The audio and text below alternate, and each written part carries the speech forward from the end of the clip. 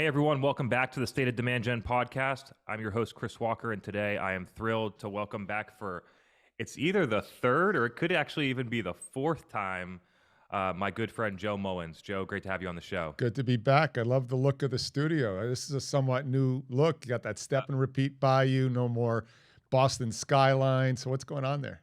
I'm learning a lot from you and the work that you're doing in the studio because yours looks amazing. And yeah, I've learned a ton from you from in a ton of different areas. So before we get into the episode, I just wanted to take a minute and say thank you. Yeah, my pleasure. And I love really smart people who just don't talk about shit and just go do it. And you've been doing that, gosh, for years now. And I'm a huge fan of yours. I mean, there's nobody who's got the right voice and the right demand gen mentality, but also what you do for the audience on LinkedIn really, really well is not just give the lesson, but then you peel back the multiple layers of why the lesson matters. And the lesson doesn't matter, but the dialogue that takes your audience through what the basic lesson is, that's really where you differentiate yourself from all these other sort of self-proclaimed sages online. So that's one of the things I learn a lot from watching your stuff and then watching you Yeah, explain it. it's almost like deconstructing the engine. Yeah. You know what I mean? Like breaking that into pieces so that people can understand the mechanics of how it works, which is just a God-given gift about how my brain works. So thank you Mm-hmm. for that. Mm-hmm. So looking forward to diving in. I love we've done this type of episode, getting on the show like every, I don't know, somewhere between 6 and 12 months, because the the landscape is so dynamic in this like hiring, recruiting, employer brand space, that is the cadence that we need in order to keep up with the changes. So I think the listeners and myself are really looking forward to today seeing what you're seeing on the ground at scale. And how it comes to demand generation for talent, also just like hiring and recruiting and what that landscape looks like. So before we get into some of the topics and questions, would love just give you the floor to open it up about like what's the current state, because it's got to be crazy out there. It's insane. So I'm 32 years in this business, 30 as an owner. And for those that don't know, we own the top search firm in the world in the medtech, health tech industry, just based on pure numbers. And we are the only search firm in the world that has its own full-blown media company and production facility, which tells you my belief in the power of being able to craft the message for your own company, for your client companies as well. I've never, ever seen a market like this, and it's probably the beginning of the new paradigm shift where the worker's in charge. And I'm really glad this has happened, that the worker now has got the corporate organizations, big and small, on their heels. Now, the corporate organizations are on their heels because they're still trying to play from a legacy playbook. But there are organizations that are getting this and putting out a hiring brand, right? And I call it's a hiring brand because even once you join the company, you want to be proud of the messaging that's put out in the marketplace. And so you always have to be managing and rethinking, how can I further enhance my hiring brand? And it's great people are never looking for a job. Great people are keeping their eyes on the market to say, well, maybe I might be happier at that place, or maybe that place is worth investigating, but I'm going to watch for 8 months like a snake in the grass. And then something will happen in my life that will have me go, yeah, I'm going to reach out to them. And they don't reach out to HR. They reach out to the CEO or they reach out to the EVP, depending on the level they're playing at. So if right now you are playing a beggar's market or a beggar's game as an employer, you are soon going to be deemed irrelevant very quickly. Because if the talent isn't showing up, and I think I've shared this with you before, there's that law called Price's Law, that you take the number of employees in your company, the square root of the 50% of the work is done by the square root. So if you're a 50-person company, 7 people are doing 50% of the work. If you lose a Price's Law player, dude, you have an issue. You lose 2 Price's Law players, you got real issues.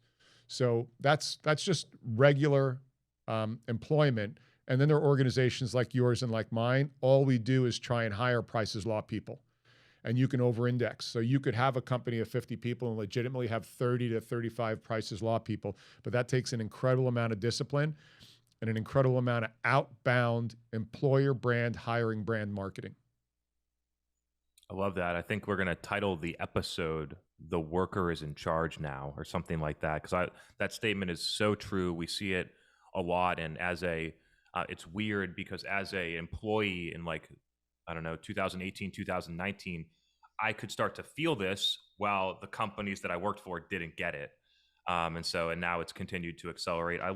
You mentioned like companies operating inside of a legacy playbook. Would love to dive a little bit deeper into what some of those like key misses are, and then what people should think about doing instead, so that the listeners can start to bucket of like, am I actually playing that playbook, where, so they can benchmark themselves against others. So what are some of the things that live in the legacy playbook, and how would you adjust them? So we can start at the simplest side, like job descriptions, right?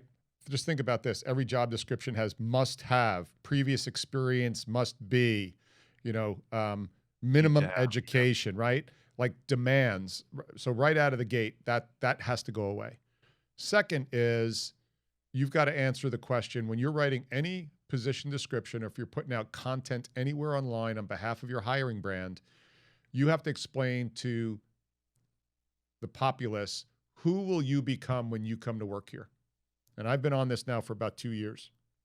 Yeah, I think it's so smart. Who will you become? Here's who you're going to hang around with. And that's going to, mom and dad were right? That's who you'll become, is who you hang around with. That's why she didn't want us hanging around with those ingrates, even though I was one of them and still am, right? Also, it informs your network moving forward. Odds are you're probably not going to be in your job more than 4 or 5 years. And so the network you make in that current company and you move on, nobody's going to be mad at you because everybody moves on. So it's going to inform your network. So that's number 2. Who will I become because I'm working with somebody? And then as you put out the roles in your organization, you've got to, with an evidence-based, implicitly and explicitly, explain, why is the category you're in the marketplace relevant to the next 5 years? So not your company, but the market that you're servicing. Why is it relevant over the next 5 years? And then you can step into why your product or service you offer is top of the line or relevant for that market that you're deeming relevant. And you need to write that in to the opening lines, the grabbers of your position descriptions. And that does not happen. And then you've got to take HR out of the process. HR, all they do is manage the current family that's in-house. Talent access is probably the most important role outside the C-suite. In fact, I could make an argument that the C-suite needs a talent access expert who knows these progressive tools and knows how to execute on them. Because HR is a gatherer mentality, and that's not wrong, but it's not an outbound market development, hiring, brand development, marketing mindset. Those are the things. And then finally, stop treating individuals like they're candidates. Like, that word is scrubbed from our vernacular in our firm. You're a human being, you're an individual, not a candidate in a process. And words matter. And once you start to treat humans like individuals in the interview process, then you've got to be selling. What you should be doing in your first 2 or 3 interviews is trying to convince the person that they want to consider coming to work at your company. After that, you can go ahead and start interviewing them to see if they're valid for it. So those are the things that the progressive organizations are doing, and they seem so counterintuitive to everything that's put into practice today. Yeah, and I think the realization really is that if the candidate's in charge, like, you're lucky that they're even considering you as a company now. And I think that a lot of companies, like, we post roles, you get 500 applications on a role. Sometimes we get more or less, but there's like a volume of candidates. But inside of that pool, there are not many that fit Price's Law, force multiplier. And those are the people that you want to be able to get in and attract and move through. And your process needs to be built for those people, which will also work for everybody else. Correct. And the people that apply, listen, there's, again, I've made more than 8,000 successful placements in our firm, with our firm. And so I've got a little bit of experience about what works and what doesn't work. And I will tell you, so when people come to me, they're paying us between $40 and $100,000 to land somebody, just to give you a benchmark. That's how valuable our service is at the level we play at. I will tell you probably less than 10% of those people that we have placed answered an ad that was put out on behalf of the opening. We went either after the passive candidates with an invasive strategy, and or we told a story over time, 3, 6, 9 months, directed at the cohorts and targets, personas we wanted in particular. And then we reached out to them and they say to us, you know what, Joe? I've been watching that content that you and Chris on Refined Labs have been putting out, and you guys cover some really intelligent things. Thanks for the call. I'm not really looking, or I hadn't been thinking about looking, and I don't have a resume ready, but I'm willing to chat more about this. Great. Let me get you on an exploratory call with Chris. Or I'm not interested, but I do know 2 people that I feel good enough about what you do and what Chris does that I'm going to refer them to you and make the introduction. That is how your force multipliers and your Price's Law players get put into the marketplace. They don't take their resumes out. They're too busy doing work than to be looking at want ads, quite honestly. Yeah.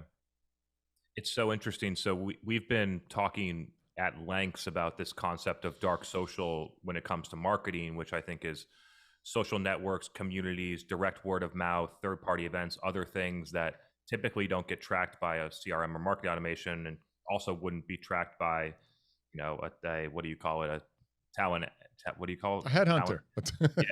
Yeah. Or like HR or talent access. Yeah. Or like recruiting. Yeah. And with that, like, there's an element that it's not only about what you're marketing, it's also about what you're delivering to current customers, or in this instance, in this analogy, current employees, because what people say in the shadows of where you can't track it, and it's not on Glassdoor and it's not public, but candidates are are reaching out to current employees unsolicited and trying to figure out what's going on. They're learning about these things on their own. Mm-hmm. And so it's not only about shouting about this cool story, which a lot of companies can do about how much money they raise and things like that, but there's a big piece of it that you actually have to deliver for the people that are there. And so we'd love to get your take on how that plays, both in your business and just generally. Yeah. So your current teammates, I don't like the word employees, your current teammates, you as a leader or your leadership team, and Scott Hunnekins and Holly Scott from my organization talk about this, is they turn that pyramid upside down. At the bottom of that is the CEO. And that CEO's job every single day is to make sure that they are tending to the personal, professional, and spiritual development of every person in your company. You can't satiate everybody every moment of every time, but you can really make sure that your leadership team is creating an environment that they are feeling at least a positive growth in all those areas realistically. And I use word realistically because that then informs you back on who you interview.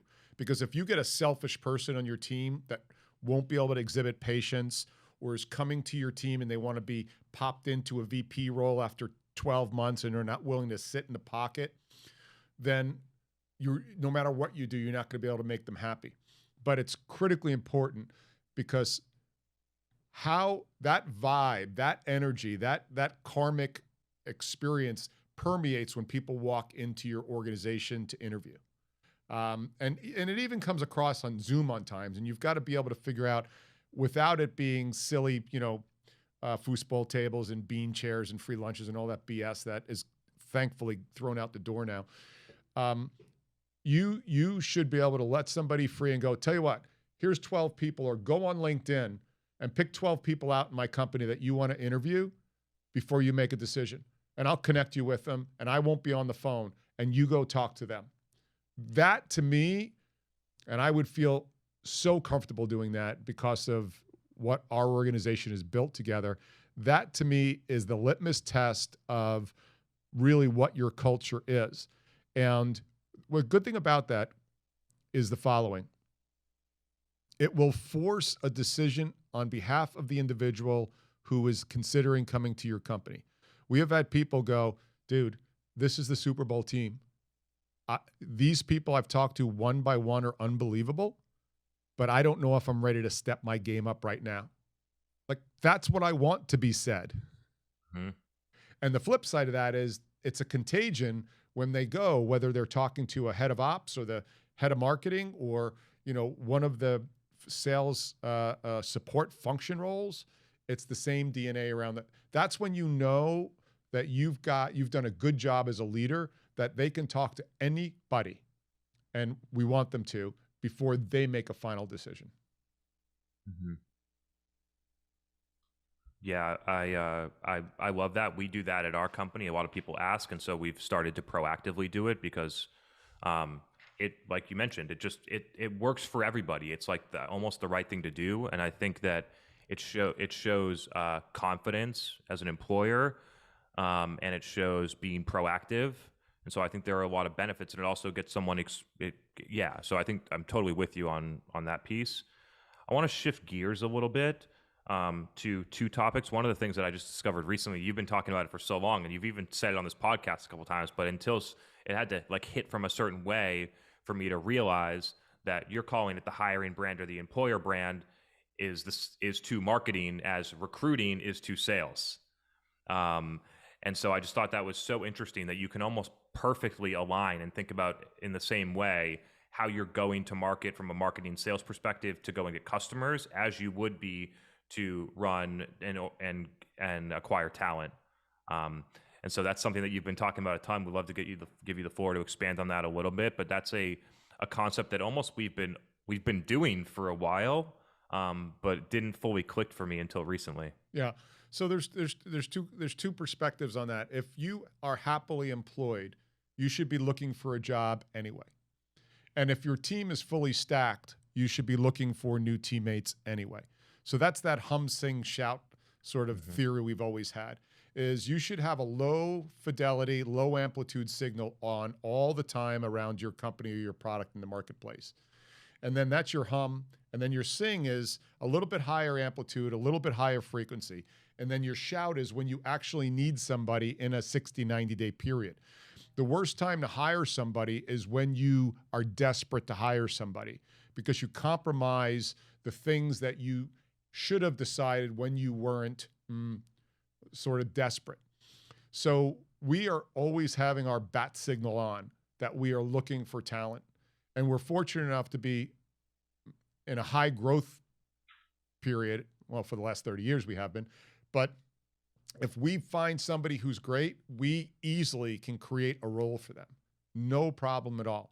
And now with offices in Ohio and the UK and opening up in Canada, it makes it even easier. But yeah, you should always be prospecting for your next Price is Law person, your next force multiplier, whatever you want to call him or her. Because sometimes, Chris, it will take you 3, 6, 9 months down to, let's say somebody leans in and you talk to them, you're like, God, she is awesome. She just wanted to have a conversation with you. She admires the company from afar. You should have your chief of staff or your EA make sure that any article that you find that's salient to the conversation you had with them come from your email address, and shoot it to that individual and be like, hey, this reminded me of the conversation we had 60 days ago. Second paragraph especially caught my interest. Boom, you send that out. Dude, that is prospecting. Mm-hmm. You should be doing that on the talent front all the time. We do it 24/7 in our office because we know the profiles that the market is hiring over the next 12 months. And so what we need to do is we need to cultivate those relationships and continually feed those individuals. It lets them know they're heard. You're telling them that they're important. You're potentially opening up an opportunity for them to come to you. And worst case is they're hiring somebody on their own and they're like, hey. So yeah, you should be on 24/7 with your hiring brand, even if you're fully stacked. Mm-hmm. I want to really dig deep into this topic that you mentioned up, which wasn't on my notes, but this is why I love doing these sort of like free form, because you get in a different way.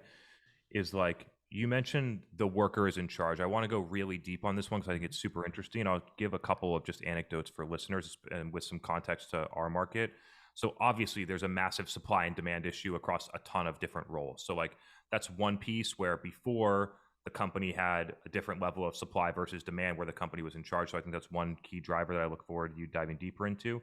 And then I just got to drop this for people that are listening that are specific into tech, SaaS, high growth companies inside of marketing or revenue. Like, there are certain roles inside of your company that I talk to hundreds of these people every month.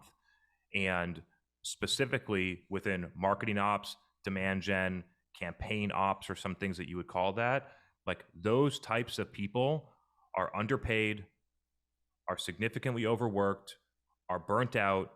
The market, they have a ton of different options. And if you don't start to change what it's like to work inside of your company, you are going to lose key people and not be able to rehire because of the supply. The supply and demand is so thrown off. And so that's just dropping it for people, because I know a lot of the listeners have those types of employees in their companies, and I just talk to people at scale. And so I'm just sharing that, but would love for you, Joe, to talk about it more, maybe more generally or more broadly into like other factors as to why this is happening and why. Sure. So you're spot on. Here's the convergence of what's going on right now.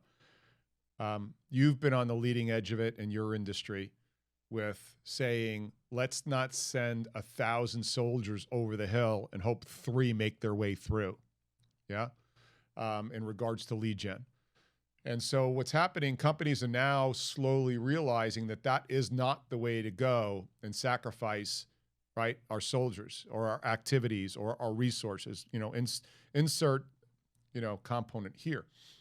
And also what's happening right now, and this is a little scary, that organizations are finally adopting a more current and forward-looking way, but they're still using legacy practices and running it through a process and or a tech, and they're just getting lousy results. So what they're doing is, well, we tried it and it didn't work.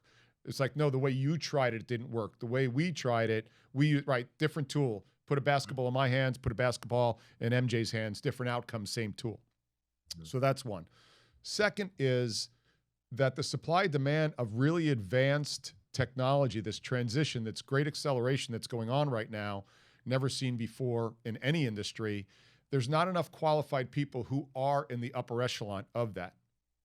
And then there are a bunch of people below that that are faking it and happen to be the one-eyed person in the kingdom of the blind and getting in there and getting hired, and not really that good at what they're doing, and then are not using the tools properly. And the people who are in high demand right now, the people who really know how to run the machine, run the machinery, lead the people, hire the right teams, are so far and few between that I think we're going to have a generational lag until those people underneath them get coached, learn, or get homeschooled. And I mean homeschooled by self-learning on how to do this, because you can't go to university to learn what you do in an excellent way. What Refine does, and people like your organization and my organization, you can't go to university to learn this. This is learn front of the house, day to day, lesson by lesson, try it, adjust, outcome, try it, adjust, outcome. And it requires that agile learning and that agile mind. And there's not enough people out there right now because they're so locked down on process and don't have that mental agility in order to say, try it, don't worry about it. I don't care about my job. Let's try it, run it for 30 days. It imploded. We found another way not to do it. Let's do it again. Let's do it again. Let's do it again. It's rare that you get an owner or a leader, and it's rare that you have somebody have that plasticity in their mind to pull that off. And those people can demand incredible comp and will start to elevate everybody's salary levels there. And it's almost like because of the supply and demand issues, combined with what I see is that like just a legacy approach to evaluating talent during the process, is that a lot of C players get comped and get A player roles right now. Mm-hmm. And as a company that's hiring, that's an issue for you because you need that person to be a force multiplier, and you're getting an average, not even a B player, potentially a C player, because there's just simply not enough people for every company to get an A player. Well, there's two reasons for that. One is you don't know how to evaluate talent. Totally. right? So that's one. And like companies like yours should have a consulting business that will interview the internal team that's being hired for your organization that is having you come in as an assassin for a very select deliverable.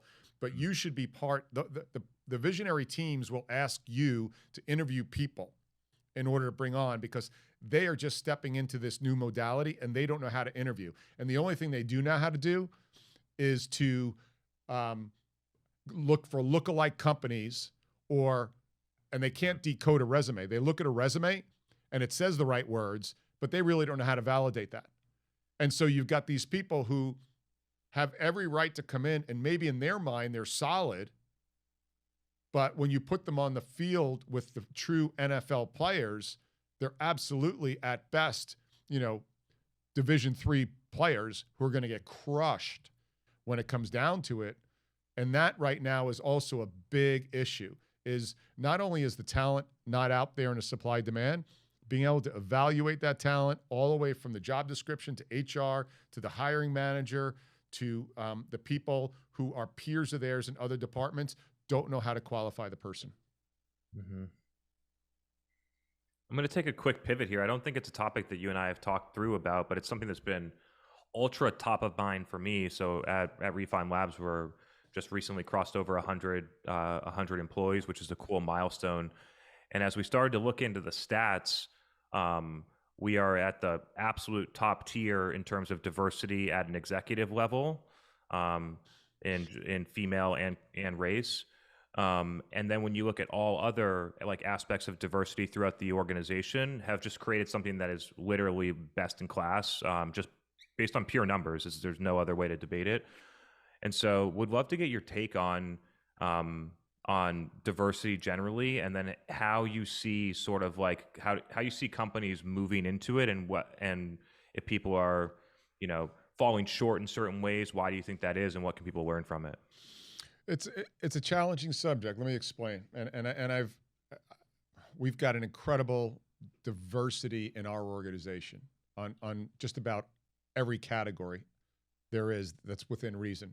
There's way too many categories in some cases today, depending on how you want to unwind that. To me, it should always be a hierarchy of competency, without a doubt. Because if not, you're shorting everybody else on your team if you're hiring first for a person who fits a specific description as a primary driver versus competency as a primary driver. So that's my first pass through as a filter on that is, don't tell me I'm going to install a person of color, of gender, of any proclivity first over competency. That's a personal choice of mine. Now, having said that, you could always find a hierarchy of competency within a diversity sort of matrix. It's going to take time, and you have to market to that diversity crew. If you think, let me give you an example. In the medical device industry, the underrepresentation of Latins, of Blacks, is insane, because they just haven't got into the STEM programs early enough in their livelihood. It just is not. It's an underrepresented crowd. So you sort of have a zero-sum game there, because it's not like there's thousands coming into the mix every year. And to make a difference in the medical device industry, you've got to have 5, 10, 15 years experience. And in certain areas, a certain category is represented more in sales than engineering, which is fine, or more in highly skilled assembly, right? And so you've got a zero-sum game.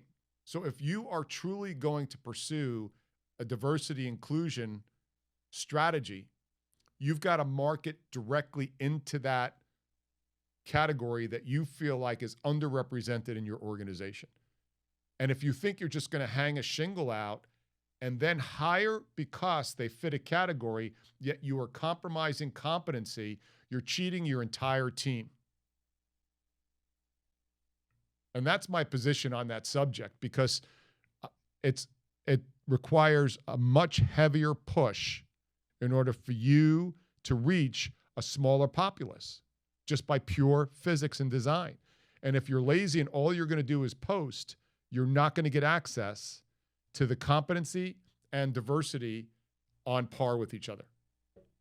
It's also interesting to think about the difference between, as a 10,000 plus employee company, to then go and make a diversity initiative versus building it from the ground up, because it's just like in marketing, the momentum that we're getting in here now that we have this level at this scale that we're in, that people see it outside and then they actually want to be a part of it too, from all these different diversity aspects. And so it's almost like it's an engine that continues to feed itself as you put gas in the car. As long as you market it and you call it out, right? That you're looking. And here's another challenge I have, Chris, sometimes is, well, if you start to want inclusion on a specific group, isn't that by design exclusion of another group? And why should Black or female or LGBT or anything else be excluded, right? So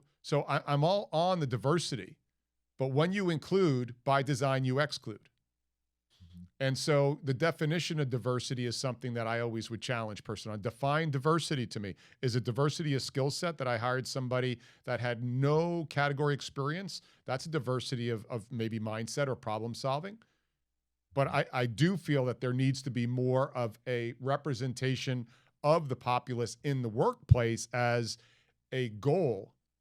But for it, in my opinion, for it to be driven exclusively for numbers, I think you cheat your organization and you cheat your current employees personally. Totally agree. I'm with you on the competency first. And it's so interesting as I reflect back, like, somebody asked me on a podcast today, they were like, was this intentional? And I'm 100% honest in everything that I say. Like, no, it was not intentional for it to turn out this way.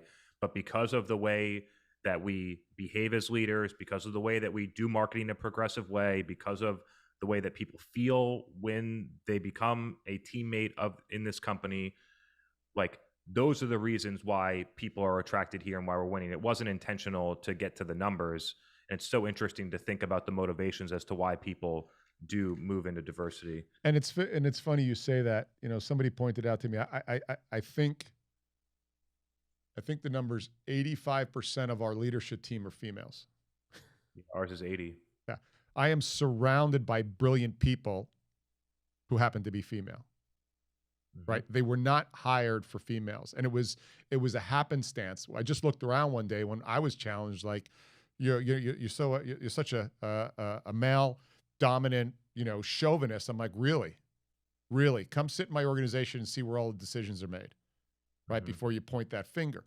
And so I'm with you. And I think you're right that if I go down, the team is, we're pretty interestingly represented in a lot of whatever the social justice warriors want to call it category. But it wasn't by intention. It was hiring the best person for the role. And it just happened to declare itself that way. And I will never bend to the social justice warriors on that.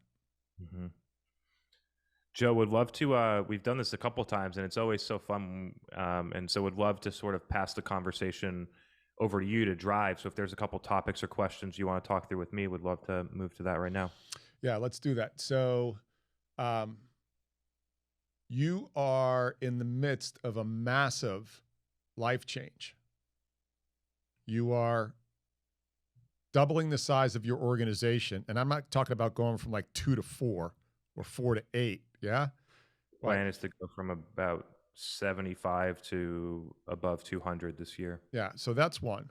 2 is you've made some personal choices as far as where you're going to be living. And you've gone from the Northeast to elsewhere in the country on your way. And I'll let you, if you want to answer where that's going to be, because I don't know if your teams know that. And you have changed the way that I love the new packaging and wrapper on your brand. The messages are the same, but it's matured, it's become more refined, and it's a lot more directive now. So I'm wondering, how are you managing that in your brain spiritually? Because your brain never turns off. And how do you prioritize all these things going on?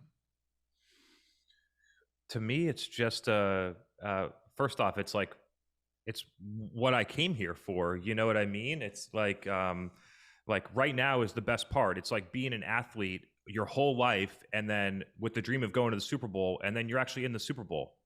You know what I mean? That's what's happening in my company, in my life right now, which is amazing. So I'm not like resisting it. I'm leaning into it. It was like, this is what I'm like, trying to play the best game of my life right now. Um, and so though there's a lot of things going on, but the way that I balance it is by hiring force multipliers at different levels of my organization, so that I can continue to focus deeper and more narrowly on the things that I'm truly like, that truly can't be replicated by somebody else, that from a strategy standpoint. And so the hiring is a continuous, like I just mentioned, going from 75 to 200. We're investing significantly in our people team, into talent access, into employer brand, which has been cool. And then when I think about the sort of like the messaging part of it, it's a constant evolution. Like I think some people like put together messaging, let it sit on the website for 3 years, and then say, okay, now 3 years have gone by, it's time to go and hire an agency and rebrand. Like I think that there's a legacy playbook in marketing too, and that falls into it. Our website and our messaging is fluid. We make a significant update to messaging almost every 6 months right now, which includes website, sales materials, and things like that, because we're so close to customers that we're learning so quickly that it would be not smart to make the updates when you know them. And so we've started to, and there's another awareness where companies are coming to us thinking that they're going to just get a better version of the shitty agency that they hired before us. And what we've started to really like realize is, one, like getting very specific on the type of company that is built for what we're doing and what stage that in. And we continue to learn that component of like, where is this, where a company can come in and over a 6 to 12 month period of time get repeatable results. We continue to refine our ideal customer profile.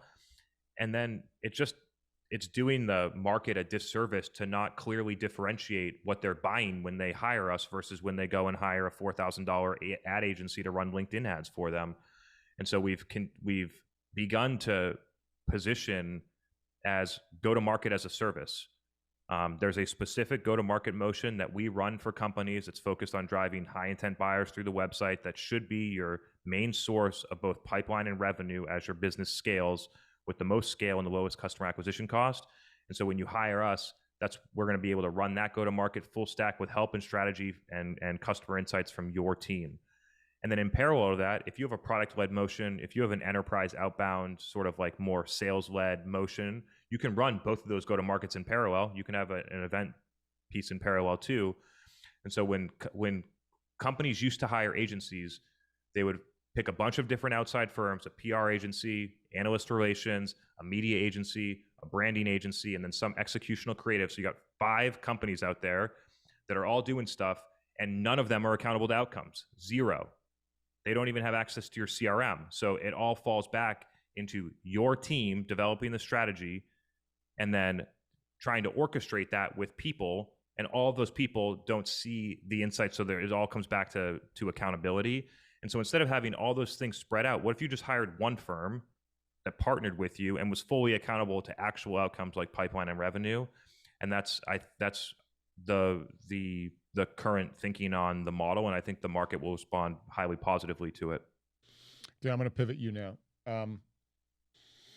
I know what it is to build companies, and usually I'm up at 4 and go to bed at 8:30, and have very little else I do. But to me, I'm excited. How are you taking care of yourself mentally, intellectually, spiritually, and physically as you burn it this hard? Yeah. I honestly don't think that I quote unquote burn it much harder than other people. And the second piece is like, so let me back up and answer this. I work out every morning at 6 a.m. on weekdays, and 7 a.m. on weekends. So like that's the start of my day. I enjoy it's not like it's a task for me. I enjoy doing it. I get a lot of energy from it and I see the benefits. So of both mental and physical benefits of doing that. So that's like been a staple since I started my company. I've been doing that. I'd recommend it to a lot of people. So that's one piece of it. When you think about like working, there's a piece of it that it's about what are the things that you're giving up, right? So I choose to work instead of going out for drinks on a Friday night. I choose to work on our brand or our messaging or something like that instead of watching Netflix on Sunday. And so to me, it's not about what you like, how much you work. It's what you're exchanging it for. And so I just choose like the things that I do, I love. And so I've chosen to not do certain things that I honestly didn't love, that I think that society trains you to think to like, that you need to quote unquote recharge. Like watching Netflix on a full day on Sunday is not recharging. And so there's that. Another piece is what I've cut out in order to create space for it. And the third piece is that, and this has been a major unlock for me, I'd recommend it to anyone that's in a function where decision making and what you bring from an attitude level to your business every day really matters, which is basically any executive or team leader. What I do is on basically a 6-week rolling cadence, I take somewhere between a 4 and a 5 day vacation. A lot of people would look at this as an expense. I look at this as an investment. It's like some of the best thousands of dollars that I spend out there. And I take that time for 4 or 5 days. I typically go by myself and I'm like, sort of like, it's not forced work. It's like just all fluid. So sometimes I'll do some writing and some thinking. Sometimes I'll go and do jet skiing or whatever else is going on. And when I leave, within the first 48 hours of being back, I have major strategic breakthroughs that I've never had before, just because I gave it time for those connections to make in terms of org design, product roadmap, future partnerships or M&A or different things like that. All ideas that stem by creating the space for those ideas to actually happen. And so those are 3 things that I've been doing that really work for me. I love it. And that vacation may answer this, may not.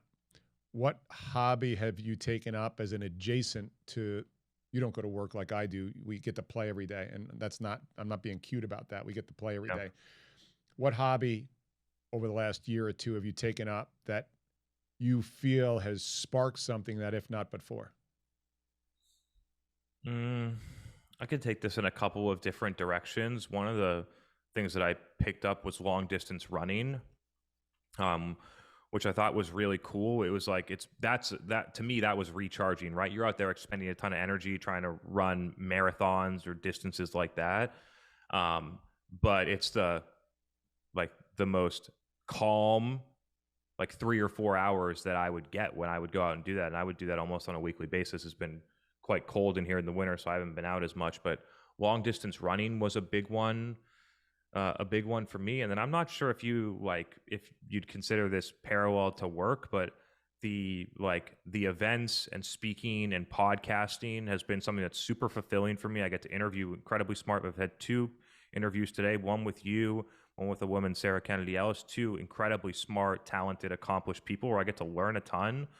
And so that, some people would consider that work. Like it's like doing this stuff and talking to people like you is my hobby too. Yeah, I would agree with that. The preparation work that goes into these, especially if you're talking in a category where you're not an SME, a subject matter expert, I would agree with that as well. Yeah, I just think that young emerging leaders set a really good, like yourself, set a really good example of ways to consider thinking, ways to consider to develop. And there's not enough, there should be more time spent because the industry is losing mentors because of all this WFX, right? So you don't have these mentors in-house. So there's something to be said about a catalog of mentors like yourself who we don't have the time to go one-on-one with people, but these type of communities on these give backs or shares, I think are on the way up, and probably you'll see more and more of these where you get 5 to 7 people together and they live it out loud, well beyond Clubhouse, right? They live it out loud and they start talking about these things and these adjacent or analogous problems they've solved, allow others to look at that and potentially take lessons from that. So thanks for giving me a chance to ask you those questions. Yeah, and when you think about it, it's dark social. The access that you have to experts, mentors, information, and different things like that would blow out your college education in 7 days if you actually took the information and consumed it. And like so, to come from a background where before I turned 23, I had never learned anything about marketing, and just using mostly free resources that are available on the internet, taking a course from Wharton that was free on branding and strategy, doing a lot of looking at a lot of podcasts and content, having some great mentors in the businesses that I worked for early on that understood customer insights and developing a strategy and customer segmentation and some of those things that I think other people don't get other marketers don't get exposed to, that gives me an edge. All that information is available to anyone. And so it's just, I think it's empowering when you actually recognize that. And the cross training. And then I'll leave this with your viewers and with you. I just started reading this book called Range, Range. And what you just said reminded me of it, is they break out these great athletes and these great performers.